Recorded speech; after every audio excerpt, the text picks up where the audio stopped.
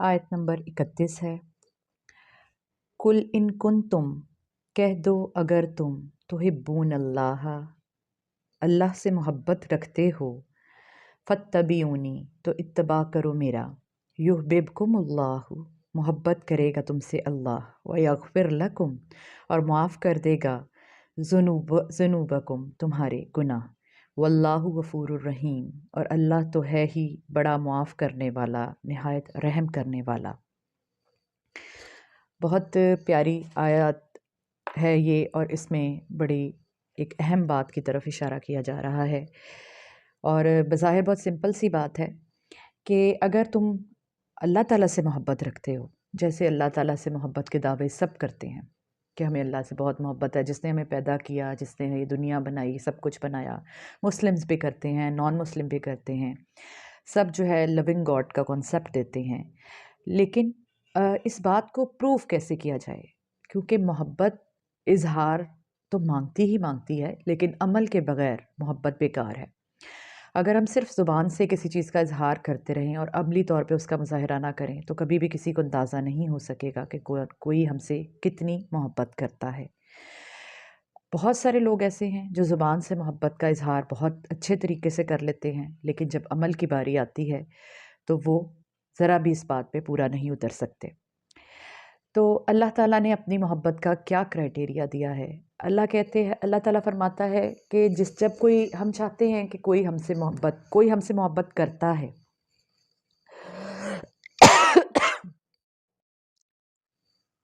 तो अल्लाह ताला ने ख़ुद इसका तरीका बताया कि जो बंदा ये कहता है कि वो अल्लाह से मोहब्बत करता है, वो नबी का इत्तिबा करे। हर मोहब्बत सदाकत मांगती है, शहादत मांगती है, तस्दीक मांगती है। तो अगर कोई अल्लाह के महबूब होने का दावा करता है, तो वो ये साबित करेगा कि वो नबी पाक सल्लल्लाहु अलैहि वसल्लम की कितनी पैरवी करता है। ये क्राइटेरिया है कि हम जो भी काम करते हैं उसमें सुन्नत को हम कितना फॉलो करते हैं। और जब हम कोई सुन्नत सुनते हैं तो हमारे दिल पर उसको कितना असर होता है, हम उसकी कितनी कदरदानी करते हैं।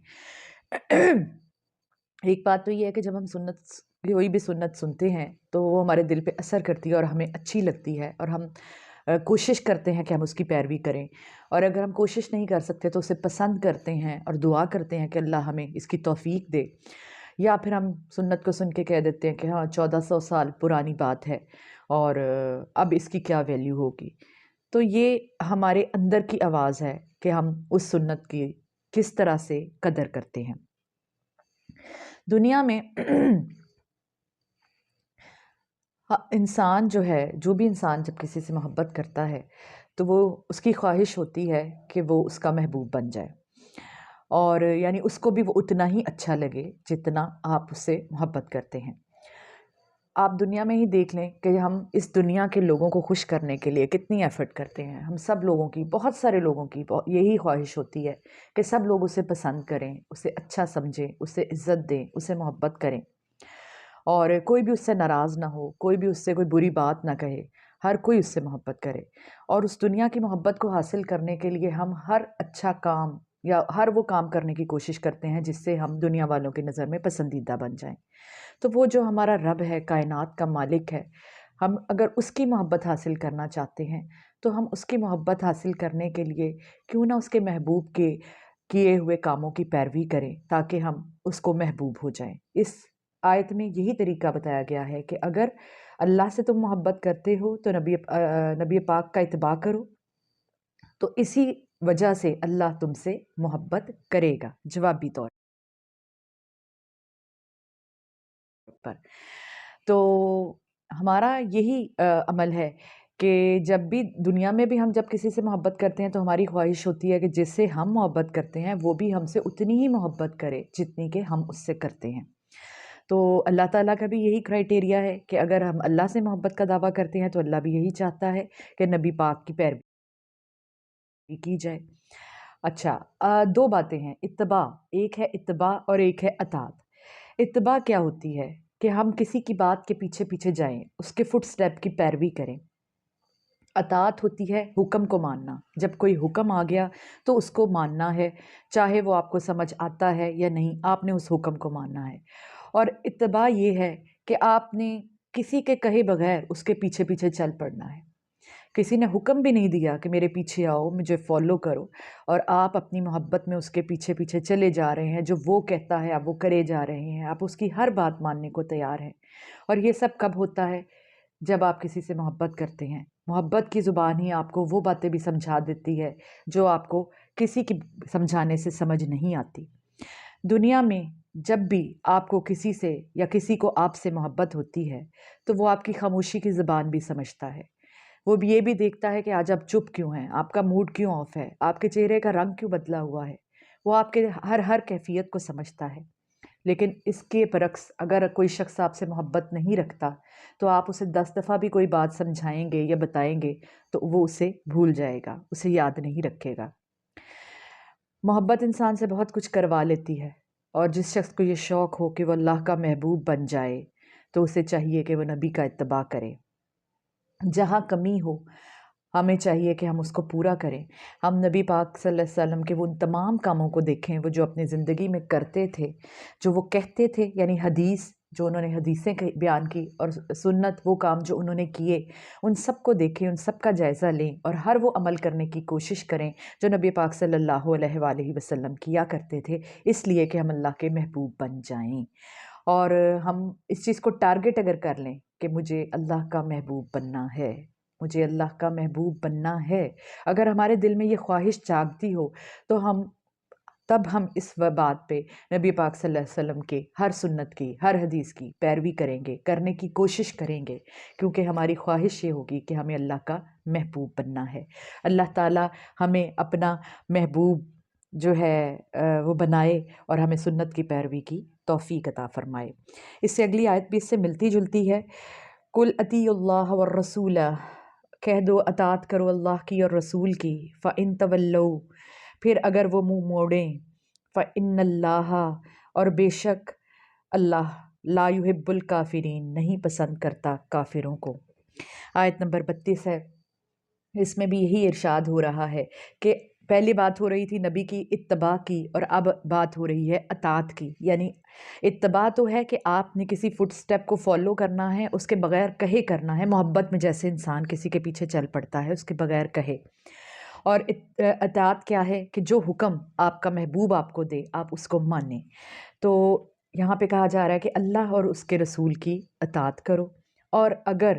وہ منہ موڑیں، یعنی یہاں کافروں کی بات کی جا رہی ہے کہ اگر پھر بھی وہ منہ موڑیں تو بے شک اللہ تعالیٰ کافروں کو یا انکار کرنے والوں کو پسند نہیں کرتا۔ جو اللہ کی بات سے، اللہ کے محبوب کی بات سے انکار کرے گا تو بھلا اللہ اس کو کیسے پسند کر سکتا ہے؟ پھر اللہ اس کو سخت سے سخت سزا بھی دے گا اور اسے دنیا میں بھی رسوا کرے گا اور آخرت میں بھی اس کا کوئی پرسان حال نہیں ہوگا۔ تو اللہ تعالیٰ ہمیں انکار کی روش سے بچا کے رکھے اور اپنی اطاعت اور نبی پاک صلی اللہ علیہ وسلم کی اطاعت کی توفیق عطا فرمائے، آمین۔ آغاز ہو رہا ہے،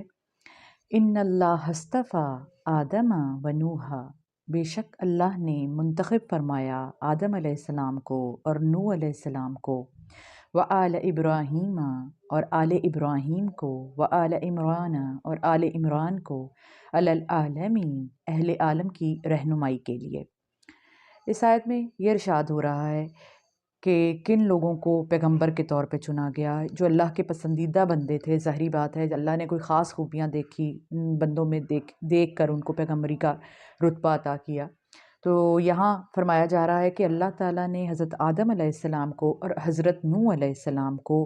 پیغمبر بنانے کے لیے چنا، اور اسی طرح آل ابراہیم کو، یعنی حضرت ابراہیم کے علاوہ ان کی اولاد میں سے، اور آل عمران کو، حضرت عمران علیہ السلام، حضرت عمران کی اولاد سے جو ہے لوگوں کو پیدا کیا، جن کو پیغمبری کے لیے چنا گیا۔ تو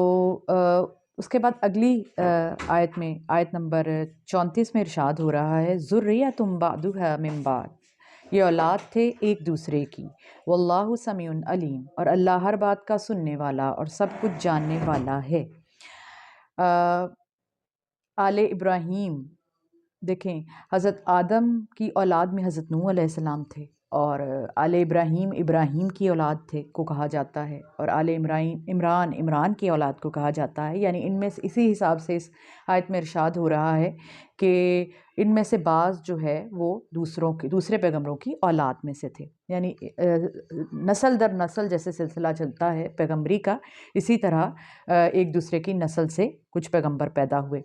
اور اللہ تعالیٰ بے شک ہر بات کا سننے والا اور سب کچھ جاننے والا ہے. پھر اس کے بعد آیت نمبر 35 ہے، جس میں ارشاد ہو رہا ہے ربی انی نظرتو، نہیں، ارشاد ہو رہا ہے اس قالت امرأتو، وہ اس وقت بھی سن رہا تھا جب کہا تھا امرأتو عمران کی عورت نے، ربی اے میرے رب، انی نظرت لکا، بے شک میں نے نظر مانی ہے تیرے لیے، ما فی بطنی، کہ جو کچھ میرے پیٹ میں ہے، محررن، وہ تیرے نام پر آزاد ہوگا، فتقبل منی، سو قبول فرما مجھ سے، انک انت السمیع العلیم، بے شک تو ہے ہر بات کا سننے والا، سب کچھ جاننے والا. تو اس آیت میں ارشاد ہو رہا ہے، یہ اب ایک حضرت مریم کے پیدائش کے واقعے کی طرف اشارہ آ گیا. سورت کا نام بھی آل عمران ہے، یعنی ٹاپک عمران کی آل یا عمران کی اولاد ہی اس کا ٹاپک ہے اس سورت کا. تو پہلے ہم نے سورہ فاتحہ پڑھی جو قرآن پاک کی اوپننگ سورت تھی. اس کے بعد ہم نے سورہ بقرہ پڑھی جس میں گائے کے بنی اسرائیل اور گائے کا بار بار ذکر تھا. بقرہ عربک میں گائے کو کہا جاتا ہے. اور اب آل عمران جو ہے اس میں حضرت مریم اور ان کی اولاد جو حضرت عیسیٰ علیہ السلام پیدا ہوئے، اور ان کی آگے سے جو بھی باتیں تھیں ان کے بارے میں ریفرنس ہے، اس لیے اس سورہ کا نام آل عمران رکھا گیا، یعنی عمران کی اولاد. اچھا، تو اس میں یہ کہا کہ جب یہ اس واقعے کی طرف اب اشارہ کرتے ہوئے کہا جا رہا ہے کہ جب عمران کی عورت نے کہا تھا کہ اے میرے رب، بے شک میں نے نظر مانی ہے تیرے حضور کہ جو بھی میرے پیٹ میں بچہ ہے، یعنی ابھی بچہ پیدا نہیں ہوا تھا، وہ نہیں جانتی تھی کہ بیٹا ہے یا بیٹی، لیکن انہوں نے کہا جو بھی میری اولاد ہوگی میں نے یہ نظر مانی ہے کہ میں اسے تیرے سپرد کر دوں گی، محررن، وہ آزاد ہوگی تیرے نام پر. اس کا مطلب یہ ہے کہ وہ اللہ کے کام کے لیے مخصوص میں اسے کر دوں گی، اور میں اپنا اس سے کوئی کام نہیں لوں گی. وہ اللہ کی صرف عبادت کرنے والا ہوگا یا ہوگی، اور وہ سارے جو ہے میرے کسی کام نہیں، میں اپنے کام کے لیے اسے نہیں رکھوں گی. اور کہا جاتا ہے کہ حضرت مریم کی جو والدہ تھی ان کا نام حنا تھا، اور جس وقت ان کے بچی کی پیدائش کا وقت تھا اس وقت ان کے والد کا انتقال ہو چکا تھا، یعنی وہ بیوہ تھی. اور جب بچی کی پیدائش کا وقت آیا تو انہوں نے پہلے ہی، اس کی پیدائش سے پہلے ہی یہ طے کر لیا کہ اللہ تعالیٰ میرے پیٹ میں جو بھی بچہ ہے اسے میں تیرے نام پہ آزاد کر دوں گی. فتقبل منی، تو پھر مجھ سے آپ قبول کر لیجئے، یعنی میں نے اپنے بچے کو پیدائش سے پہلے ہی آپ کے حوالے یا آپ کے نام پہ آپ کو ہدیہ کر دیا، تحفہ کر دیا، یا آپ کے لیے مخصوص کر دیا. تو آپ مجھ سے میری یہ قربانی یا میرا یہ جو ہے تحفہ وہ قبول کر لیں. اور بے شک آپ ہی ہیں جو ہر بات کے سننے والے ہیں اور ہر ایک چیز کا جاننے والے ہیں. بے شک اللہ تعالیٰ کی ذات کے علاوہ کوئی بھی نہیں ہے، ان کو یہ بھی پتہ ہے کہ کیا پیدا ہونے والا ہے، کیا جو ہے نہیں ہے. اور کوئی بندہ اگر خلوت میں، تنہائی میں اپنے اللہ سے دعا کرتا ہے کہ یا اللہ میرے پاس جو بھی بچہ ہوگا وہ میں اسے تیرے نام پہ کر دوں گی مخصوص، تو یہ بات بھی اللہ ہی سن رہا تھا، کوئی اور نہیں جانتا تھا اس کے بارے میں. تو اس طرح انہوں نے اپنے اللہ سے یہ بات کی اور اللہ سے یہ وعدہ کیا کہ جو بھی بچہ یا بچی میرا ہوگا وہ میں اسے تیرے نام پر کر دوں گی، وقف کر دوں گی. تو اللہ تعالیٰ ماؤں کے دل میں اچھے جذبات پیدا کرے، اپنے بچوں کو نیک بنانے کی ایسی خواہش پیدا کرے، آمین.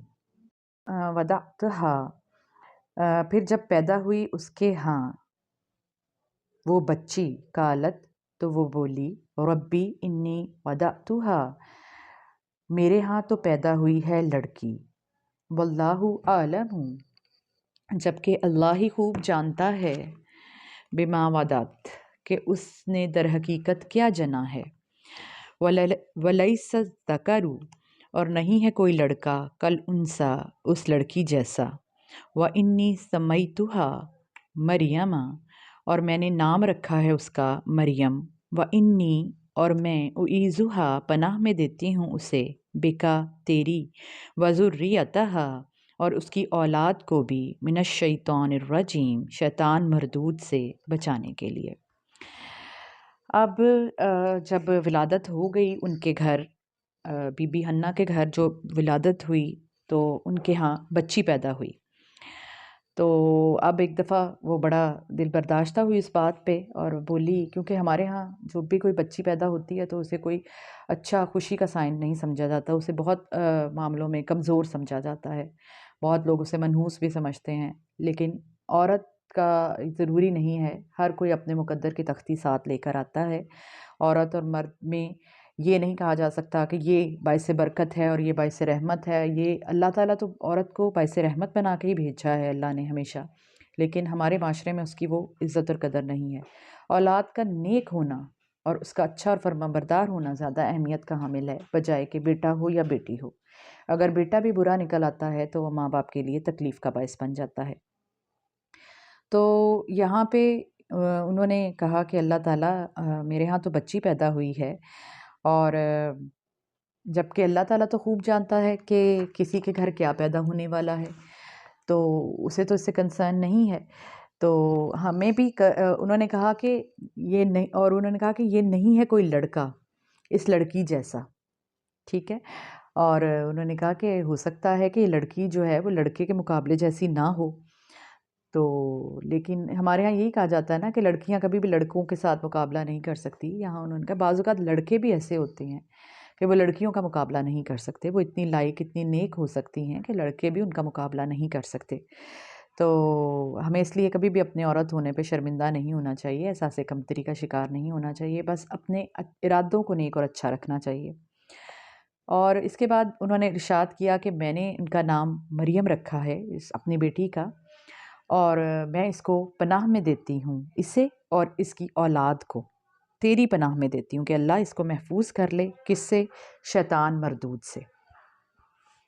اب مائیں جو ہیں وہ اپنے بچوں کے لیے ہمیشہ بہت زیادہ پروٹیکٹیو ہوتی ہیں اور ہمیشہ یہ سوچتی ہیں کہ اپنے بچوں کو کس طریقے سے بری چیزوں سے، مشکل حالات سے بچایا جا سکے،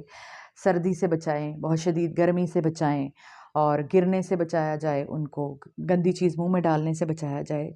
خاص طور پہ جب بچے چھوٹے ہوتے ہیں تو بہت زیادہ مائیں اوور پروٹیکٹیو ہوتی ہیں ان کے لیے، بڑے ہونے پر ذرا تھوڑی کیئر فری ہو جاتی ہیں، لیکن پروٹیکشن جو ہے وہ ماں کے اندر اللہ تعالیٰ نے رکھی ہوئی ہے کہ وہ اپنی اولاد کے بارے میں بہت فکر کرتی ہے۔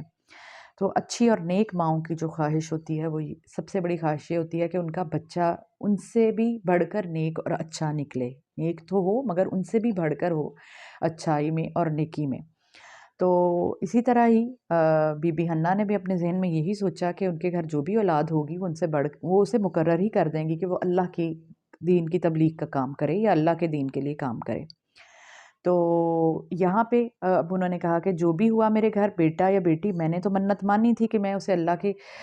نظر کروں گی، تو اللہ تعالیٰ جو بھی ہے میں اپنی نظر پہ قائم ہوں، میں اسے تیرے لیے وقف کرتی ہوں، اور میں نے اس کا نام مریم رکھا ہے، اور میں اسے اور اس کی اولاد کو شیطان مردود کے شر سے تیری پناہ میں دیتی ہوں۔ اب ہم جو مائیں ہیں وہ بہت اوور پروٹیکٹیو ہونے کے باوجود یہ نہیں سوچتی یا یہ دعا نہیں کرتی کہ اللہ میرے بچوں کو شیطان کے شر سے بچانا۔ یہ ایک بڑی پیاری دعا ہے، یہ جو یہاں پہ ہے، اور یہ ہمیں کرنی چاہیے اپنی اولاد کو شیطان سے بچانے کے لیے۔ ہم بچوں کو گرم سرد سے اور گرنے سے تو بچاتے ہیں، لیکن اس کے بعد ہم اپنے بچوں کو ان کا دل بہلانے کے لیے ٹی وی کے آگے بٹھا دیتے ہیں، ہم موبائل کے آگے بٹھا دیتے ہیں۔ یہ وہ سب چیزیں ہیں جو ہمارے بچوں کو شیطان کے ساتھ جوڑ دیتی ہیں، اور اس میں شیطان جس طرح چاہے ان کے اوپر ایکٹ کر سکتا ہے۔ پھر ہمارے بچے ہماری ہی بات نہیں سنتے۔ ان چیزوں کی ایڈکشن کے بعد وہ سب سے پہلی بات یہی ہوتی ہے کہ ہمارے بچے ہماری ہی بات نہیں سنتے۔ تو جو اچھی اور نیک مائیں ہوتی ہیں وہ اپنا سارا وقت اپنی اولاد کو دیتی ہیں اور اس کو اس طریقے سے خراب ہونے سے یا شیطان کے پاس جانے سے روکتی ہیں اور اللہ کی مدد طلب کرتی ہیں۔ تو یہ بچوں کی تربیت میں ایک بڑا اہم کام ہے کہ ہم ان کو شیطان کے شر سے بچائیں، اور اس کے لیے ہم انہیں ٹی وی کا زیادہ سے زیادہ استعمال یا ان موبائل کے زیادہ سے زیادہ استعمال سے بچائیں، اور یہ بہت بچپن سے یہ چیزیں ہونی چاہیے۔ بڑے ہو کے تو بچے پھر تھوڑے اپنے انڈیپینڈنٹ ہو جاتے ہیں اور بات نہیں سنتے، چھوٹے لیول پہ جب ان چیزوں کا خیال کیا جائے گا اور ان کو اچھائی اور برائی کی تمیز ہوگی تو یہ بات زیادہ بہتر ہوگی۔ تو اللہ تعالیٰ ہماری اولادوں کو نیک بنائے اور شیطان مردود کے شر سے بچائے، اور اللہ انہیں اپنی پناہ میں لے کر رکھے، آمین ثم آمین۔ فتقبلها، پس قبول فرما لیا اس لڑکی کو،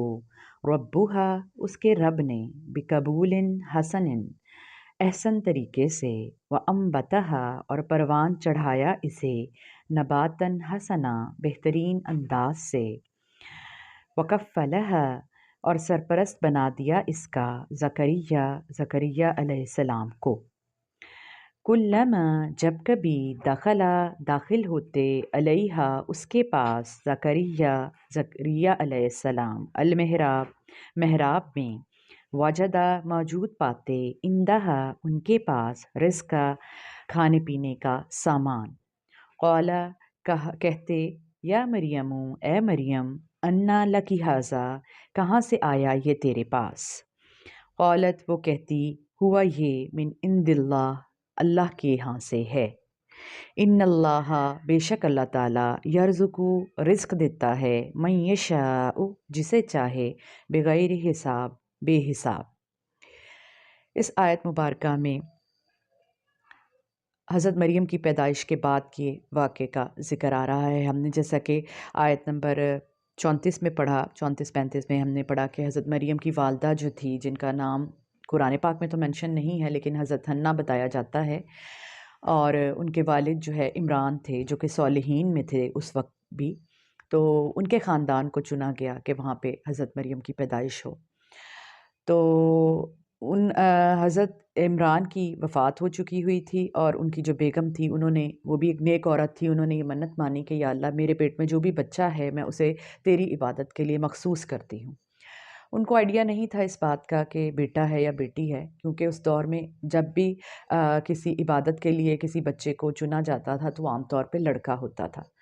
تو جب وہ بچی کی پیدائش ہوئی تو انہوں نے بڑا ایک دفعہ دل میں ان کے خیال آیا کہ اللہ، میں نے تو نظر مانی تھی کہ میرا جو بچہ ہوگا وہ میں تیرے لیے نظر کروں گی، لیکن یہ تو لڑکی پیدا ہوئی ہے، اور تو بہتر جانتا ہے کہ تو مجھے کیا دینے والا تھا، تو لیکن میں اپنی نظر کو اسی طرح ہی پورا کروں گی، میں اس لڑکی کو بھی مخصوص کر دوں گی تیری عبادت کے لیے، اور یہ بھی وہاں پہ عبادت گاہ میں رہے گی اور دن رات تیری عبادت کرے گی۔ تو اور انہوں نے بتایا پھر اس کا کہ ان کا نام مریم رکھا گیا، اور انہوں نے اللہ سے دعا کی کہ اللہ تعالیٰ، میں اپنی بیٹی کو شیطان مردود کے شر سے بچانے کے لیے تیری پناہ میں دیتی ہوں، اس کو اور اس کی اولاد کو۔ اس کے بعد اب اس آیت میں کہا جا رہا ہے کہ اللہ تعالیٰ نے اس لڑکی کو بھی قبول کر لیا، اس کی ماں سے قبول کر لیا عبادت کے لیے، اور بڑے احسن طریقے سے قبول کیا، کیونکہ حضرت مریم سے جو کام لیا گیا وہ دنیا بھر کے لیے ایک معجزہ ہے۔ آج تک اتنے سالوں گزر گئے، یہ معجزہ کبھی نہیں ہوا کہ ایک عورت سے بغیر مرد کے اولاد پیدا ہونا۔ تو اللہ تعالیٰ نے ان کو اپنے عبادت گزار بندے کے طور پہ چن لیا، اور اس لیے انہیں بہترین طریقے سے اللہ تعالیٰ نے پروان چڑھایا، اور ہر طرح سے ان کی مطلب تعلیم و تربیت اور ہر چیز کا انتخاب کیا گیا، اور ان کی کفالت کا ذمہ جو ہے وہ پیغمبر جو نبی حضرت زکریا علیہ السلام تھے، جو کہ ان کے خالو رشتے میں بتائے جاتے ہیں، ان کو اللہ تعالیٰ نے ان کی پرورش کا ذمہ دیا، کیونکہ وہ خود نیک آدمی تھے، اس لیے ان کا خیال تھا اللہ تعالیٰ کا کہ وہ زیادہ بہتر طریقے سے ان کی پرورش کر سکیں گے۔ تو جب بھی وہ کبھی اب ظاہری بات ہے ان کی ذمہ داری میں تھی، وہ عبادت گاہ میں جاتے تھے اور جا کے دیکھتے تھے کہ بچی کو کوئی چیز چاہیے تو نہیں ہے، جو بھی کچھ کھانا پینا، جب بھی ہم اپنے بچے کو کسی کام میں ڈالتے ہیں، شہر سے دور کسی ہاسٹل میں بھیجتے ہیں یا کسی بھی جگہ پہ بھیجتے ہیں، تو ہمیں زیادہ اس کے کھانے پینے کی فکر ہوتی ہے کہ اس کو کھانا پینا صحیح ملے، وہاں کوئی پریشانی نہ ہو کسی کپڑے کی، کسی چیز کی۔ تو یہ ذمہ حضرت زکریا کا لگا، جب بھی وہ کبھی جاتے وہاں پہ ان کے پاس اس محراب میں، اس پورشن میں جہاں وہ عبادت کر رہی ہوتی تھی، تو دیکھتے ہیں کہ کھانے پینے کی چیزیں ان کے پاس پہلے سے ہی پڑی ہوتی تھی، اور کہا جاتا ہے کہ جنت کے پھل ان کے پاس ہوتے تھے، اور وہ سردیوں کے موسم میں گرمیوں کے پھل اور گرمیوں کے موسم میں سردیوں کے پھل، یعنی جو عام روٹین میں جو چیزیں نہیں ہوتی تھی، ان یوزول چیزیں وہ وہاں پر دیکھتے تھے اور بہت حیران ہوتے تھے اللہ کی قدرت سے، اور اس قدرت سے جاننے کے لیے وہ پوچھتے تھے کہ اے مریم، یہ تمہارے پاس کہاں سے آیا؟ تو وہ آگے انتہائی عاجزی سے جواب دیتی کہ یہ اللہ کے ہاں سے آیا۔ تو کیونکہ جب اللہ تعالیٰ کسی بھی انسان کی پرورش کا ذمہ لے لیتا ہے، یا جو انسان ان کی ماں نے توکل کر کے اللہ پہ بھروسہ کر کے اپنی بچی کو اللہ کی نظر کر دیا، یہ سوچے سمجھے بغیر کہ وہ بچی ہے، اس کو کن مشکل حالات کا سامنا ہوگا، جیسا کہ ہم لوگ پریشان ہوتے ہیں، تو جب ہم پورا توکل کر کے بھروسہ کر کے اللہ پہ کسی بچے کو اللہ کے سپرد کرتے ہیں، تو پھر اللہ تعالیٰ اس کی پرورش کا اور ساری چیزوں کا ذمہ خود لیتا ہے۔ اسی طرح حضرت مریم کے طور پہ بھی اللہ نے کیا کہ وہاں ان کی تمام چیزوں کا، ضرورت کی چیزوں کا سامان ان کے پاس موجود ہوتا تھا، جو غیب سے اللہ تعالیٰ ساری چیزوں کا بندوبست کرتا تھا۔ تو آگے یہی ارشاد فرمایا جا رہا ہے کہ بے شک اللہ رزق دیتا ہے من یشاء، جسے چاہے۔ اللہ کے لیے اللہ نے رزق کا ذمہ اپنے پاس رکھا ہے، اور وہ جسے چاہے بغیر حساب کتاب کے بے تحاشا رزق دیتا ہے۔ تو یہ اللہ کے معجزوں میں یہ بھی ایک معجزہ تھا۔ اس کے بعد آیت نمبر 38 ہے، جس میں کہا جا رہا ہے ہنالک دعا زکریا ربہ، اس موقع پر دعا کی زکریا علیہ السلام نے اپنے رب سے۔ اب حضرت زکریا علیہ السلام نے جب یہ سب کچھ دیکھا کہ ان کے پاس اللہ کی قدرتیں اس بچی کے پاس ظاہر ہو رہی ہیں، اور اس کے اخلاص اور اس کی عبادت سے متاثر ہوئے، اور انہوں نے اس جگہ پر اپنے اللہ سے دعا کی کہ کیونکہ ہم بھی مطلب جب کسی بزرگ ہستی کے پاس جاتے ہیں جو بھی ہے، اور ہمارا ایمان اس وقت مضبوط ہوتا ہے جب ہم دیکھتے ہیں کہ اللہ اس کے لیے وسیلے پیدا کر رہا ہے، تو ہمارے دل میں بھی نرمی آتی ہے، ہمارے دل میں بھی اخلاص پیدا ہوتا ہے، اور ہم بڑا مگن ہو کے اللہ سے دعا کرتے ہیں، اور ایسی حالت میں جو دعا ہوتی ہے وہ بھی اللہ تعالیٰ قریب ہو کے سنتا ہے۔ تو حضرت زکریا جو کہ بے اولاد تھے، انہوں نے اللہ سے اس وقت دعا کی، اور بڑی پیاری دعا ہے یہ۔ بے اولاد لوگوں کو اکثر کہا جاتا ہے کہ آپ اللہ سے یہ دعا کریں اور اللہ تعالیٰ آپ کی دعا قبول کریں گے۔ انہوں نے بھی اسی طرح دعا کی، قولا، کہا، ربی حبلی، اے میرے رب عطا کر مجھے، من لدن کا، اپنی رحمت خاص سے، ذریۃً طیبہ، اولاد پاکیزہ، انکا، بے شک آپ ہی، سمیع الدعا، ہر ایک کی دعا سننے والے ہیں۔ تو اس طریقے سے انہوں نے عاجزی کے ساتھ اللہ سے دعا کی، اور اس کے بعد جو ہے اگلی آیت میں یہی بتایا جا رہا ہے کہ ان کی دعا قبول ہو گئی۔ اس کو اسی کی کنٹینیوشن میں لے لیتے ہیں۔ آیت نمبر 39 ہے، فنادتہ الملائکۃ، پس آواز دی فرشتوں نے، وہوا قائم، جب وہ کھڑا، یصلی، نماز پڑھ رہا تھا، یعنی حضرت زکریا علیہ السلام جب نماز پڑھ رہے تھے تو فرشتوں نے انہیں آواز دی، فی المحراب، محراب میں، یعنی حضرت مریم کے پاس ہی وہ محراب میں نماز پڑھ رہے تھے اور بڑی عاجزی سے اللہ سے دعا کر رہے تھے، تو فرشتوں نے ان سے جواب دیا ان کو، ان اللہ، بے شک اللہ تعالیٰ، یبشرو کا، بشارت دیتا ہے تم کو یا خوشخبری دیتا ہے تم کو، بیحییٰ، یحییٰ علیہ السلام کی، مصدقاً، جو تصدیق کرنے والا ہوگا، بکلمۃ، کلمے کی، من اللہ، اللہ کے، وسیداً، اور وہ سردار ہوگا، وحصوراً، پارسا، ونبیاً، اور نبی ہوگا، من الصالحین، اور صالح لوگوں میں سے ہوگا۔ فرشتوں نے ان کی دعا کے جواب میں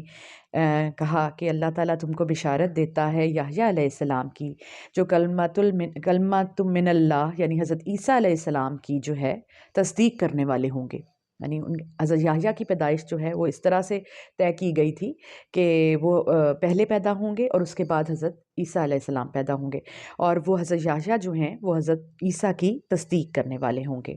اور کیونکہ وہ تصدیق کرنے والے ہوں گے، جو بندہ بھی نبوت کے درجے پہ فائز ہوتا ہے وہ اعلیٰ خواص، اس میں خصوصیات موجود ہوتی ہیں، جیسا کہ ان کے بارے میں کہا گیا وہ سردار ہوگا، پارسا ہوگا، نیک ہوگا، اور نبیوں میں سے ہوگا، اور صالحین میں سے ہوگا، یعنی تمام خوبیاں ان میں وہ ہوں گی جو نبیوں میں ہوتی ہیں۔ تو اللہ تعالیٰ ہمیں اپنی اولاد کے لیے اچھی جو ہے دعائیں کرنے کی توفیق عطا فرمائے. ان کی صرف دنیا کی ہم طلب نہ کریں، بلکہ ہم جب دعا مانگیں اپنی اولاد حاصل کرنے کے لیے اللہ تعالیٰ سے، تب سے ہی یہ دعا مانگے کہ یا اللہ ہمیں نیک، صالح اور ایمان پہ چلنے والی اولاد عطا فرما. آمین. قال ربی، زکریا نے کہا اے میرے مالک، انا یکون لی، کیوں کر ہوگا میرے ہاں، غلام بیٹا، وقد بلغنی الکبر، جب کہ ہو چکا ہوں میں بوڑھا، وامرأتی عاقر، اور بیوی میری بانجھ ہے. قال، جواب دیا، کذالک اللہ، اسی طرح اللہ، یفعل، کرتا ہے، ما یشاء، جو چاہتا ہے. سبحان اللہ. بے شک اللہ ہی ہے جو چاہے کر سکتا ہے، ناممکن کو ممکن بنا سکتا ہے. پچھلی آیات میں ہم نے یہ ذکر پڑھا کہ اللہ تعالیٰ بے جان سے جاندار کو اور جاندار سے بے جان کو پیدا کرتا ہے. اس طرح اللہ تعالیٰ کے لیے کچھ مشکل نہیں کہ کوئی بوڑھا ہو چکا ہے اور اس کے ہاں اولاد نہیں ہو سکتی، اور کوئی جو ہے عورت بانجھ ہے اور وہ کچھ پیدا نہیں کر سکتی. بانجھ یا بنجر زمین جس سے کچھ بھی پیدا نہیں ہو سکتا، اللہ کی شان ہے کہ وہ اس سے اولاد دے دے. یہ صرف اللہ کر سکتا ہے کیونکہ وہ ہمارا پیدا کرنے والا ہے. تو حضرت زکریا کو جب فرشتوں نے خوشخبری دی کہ آپ کے ہاں اولاد ہوگی اور اس کا نام یحییٰ ہوگا اور وہ نیک ہوگی اور صالح ہوگی، تو انہوں نے اپنے دل کی تسلی کے لیے کہا، اللہ سے پوچھا کہ اے میرے مالک، میرے گھر بیٹا کس طرح ہو سکتا ہے جبکہ میں تو بڑھاپے میں ہوں. تو کچھ جو کہہ لیں زمینی حقائق ہوتے ہیں اس کو جان کے انسان کہتا ہے کہ بھئی بڑھاپے میں تو میں اولاد ہونا مشکل ہے، اور بیوی بھی میری بانجھ ہے، ابھی تک اس کے بھی اولاد نہیں ہوئی. اسی طرح کا واقعہ حضرت ابراہیم کے سے بھی سننے میں آتا ہے کہ حضرت ابراہیم نے بھی یہ سوال اللہ سے پوچھا کہ کس طرح ممکن ہے. تو پھر اللہ تعالیٰ نے اپنی شان بیان کرتے ہوئے کہا کہ اللہ جو چاہے وہ کرتا ہے، یعنی اللہ کے لیے کچھ بھی مشکل نہیں ہے. جو مردوں کو زندہ کر سکتا ہے، جو قیامت برپا کر سکتا ہے، جو سب کو مار کے دوبارہ زندہ کر سکتا ہے، پہلی دفعہ ایک بچے کو پیدا کر سکتا ہے، اس کے لیے کچھ مشکل نہیں کہ وہ بنجر زمین سے فصل اگا دے، پہاڑوں میں سے پودے نکال دے، اور بیوہ عورت سے اولاد پیدا کر دے، اور بوڑھے مرد سے اولاد پیدا کر دے. تو اللہ نے اپنی شان بیان کی یہاں پہ اور ان کو تسلی دلائی. اس کے بعد آیت نمبر 41 ہے جو اس رکوع کی، رکوع نمبر 4 کی آخری آیت ہے. قال رب اجعل لی آیا، عرض کیا اے میرے رب مقرر کر دیجئے میرے لیے کوئی نشانی. اب پھر انہوں نے کہا کہ اللہ بے شک تیری حکمت ہے ساری چیزوں میں، لیکن میرے لیے کوئی نشانی مقرر کر دیں. قال، کہا، آیت کا، نشانی تمہاری یہ ہے، اللہ تکلم الناس، کہ نہ بات کرو گے تم لوگوں سے، ثلاثۃ ایام، 3 دن، الا مگر، رمضا، اشارے سے، وذکر، اور یاد کرتے رہنا، ربک، اپنے رب کو، کثیرم، بہت زیادہ، وسبح، اور تسبیح کرتے رہنا، بالعشی، اس کی شام میں، والابکار، اور صبح. اللہ تعالیٰ سے جب انہوں نے عرض کیا کہ اللہ تعالیٰ آپ، حضرت زکریا نے اللہ تعالیٰ سے عرض کیا کہ یا اللہ آپ اس سارے کام کے پورے ہونے کے لیے میرے لیے کوئی نشانی مقرر کر دیں تاکہ مجھے یقین ہو جائے کہ واقعی کیا یہ ہو جائے گا میرے ساتھ. ہر انسان کو ہوتا ہے کہ یا اللہ مطلب تیری بات تو بالکل سچی ہے، بے شک نبی ہو کچھ بھی ہو، لیکن انسان کا ذہن جو ہے وہ تھوڑا بہت شک میں پڑتا ہے اور وہ کہتا ہے اللہ تعالیٰ مجھے کوئی نشانی بتا دیں کہ کس طرح مجھے یقین ہو جائے کہ ایسا میرے لیے ممکن ہو جائے گا. تو اللہ تعالیٰ نے آگے ارشاد فرمایا کہ تمہارے لیے یہ نشانی ہے کہ تم 3 دن تک، 3 دن اور رات کسی سے بات نہیں کرو گے، لوگوں سے بات نہیں کرو گے. اگر کوئی تم سے ہم کلام ہو تو اشارے سے جواب دینا، اور اس سارے عرصے میں تم نے دن رات صبح و شام اللہ کی تسبیح بیان کرنی ہے، بہت زیادہ اپنے رب کو یاد کرنا ہے، اتنا زیادہ اپنے اللہ سے جڑ جانا ہے کہ تمہارے دل کو خود ہی سکون آ جائے گا اور تمہیں یقین ہو جائے گا کہ اللہ نے جو کہا ہے، وہ وعدہ کیا ہے، وہ پورا کرے گا. تو یہ ہے اللہ کی باتیں، اللہ کی اپنے بندے کے ساتھ یقین دہانیاں کہ بے شک نبی ہوں، پیغمبر ہوں، شک ان کے دل میں بھی آ جاتا ہے اور وہ بھی اللہ سے یقین دہانی مانگتے ہیں اور پھر اللہ تعالیٰ اس کو راضی کر لیتا ہے. اللہ تعالیٰ اس جو ہے ہمیں اپنے خدا پر توکل کرنے کی اور اس کو اپنا واحد سہارا ماننے کی توفیق عطا فرمائے اور قرآن پاک کو پڑھنے، سمجھنے اور اس پر عمل کرنے کی توفیق دے. آمین.